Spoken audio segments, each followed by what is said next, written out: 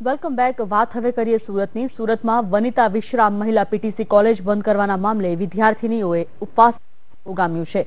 Collector કચેરી ખાતે 10 થી વધુ વિદ્યાર્થીનીઓ ઉપવાસ પર બેઠી છે. કોલેજના સંચાલક સામે ઉગ્ર રોષ વ્યક્ત કરવામાં આવ્યો. ઉલ્લેખનીય છે કે વનિતા વિશ્રામ મહિલા પીટીસી કોલેજ બંધ કરી દેવાતા 76 થી વધુ વિદ્યાર્થીનીઓના ભાવિ સામે પ્રશ્નાર્થ ઉભો થયો છે.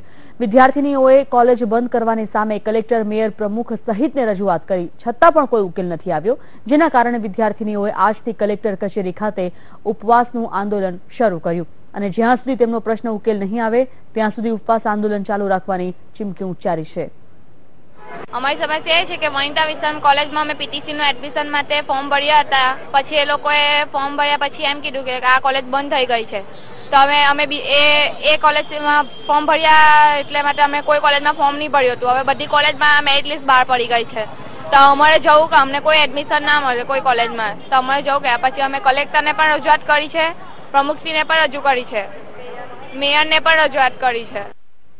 સુરતથી શૈલેષ ત્રિવેદી ફોન લાઈન પર છે, વીટીવી સંવાદદાતા. શૈલેષ, જે રીતે વિદ્યાર્થીઓની ફરિયાદ છે કે એ અચાનક આ પ્રકારે જ્યારે કોલેજ બંધ થઈ જાય છે ત્યારે તેઓના ભાવિ પર ખતરો ઉભો થાય છે, કોઈ સમજાવટનો પ્રયત્ન અત્યારે કરવામાં આવી રહ્યો છે ખરો? જ્યારે આ વિદ્યાર્થીઓ આ પ્રકારે ઉપવાસ આંદોલન પર બેઠી છે, શું કહેવું છે તેઓનું?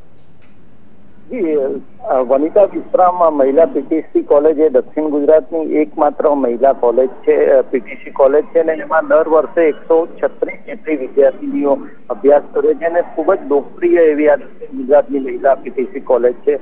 પરંતુ કંઈક ને કંઈક વનિતા વિશ્રામ જે ટ્રસ્ટ છે જેના સંચાલનમાં આ કોલેજ છે એના સંચાલકોની હવે દાનત નથી આ કોલેજ ચલાવવાની, ને છેલ્લા 15 દિવસથી આ વિદ્યાર્થીનીઓ સતત રજૂઆત કરી રહી છે.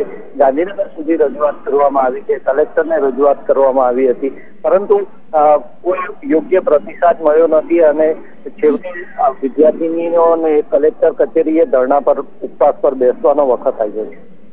શૈલેષ, આભાર.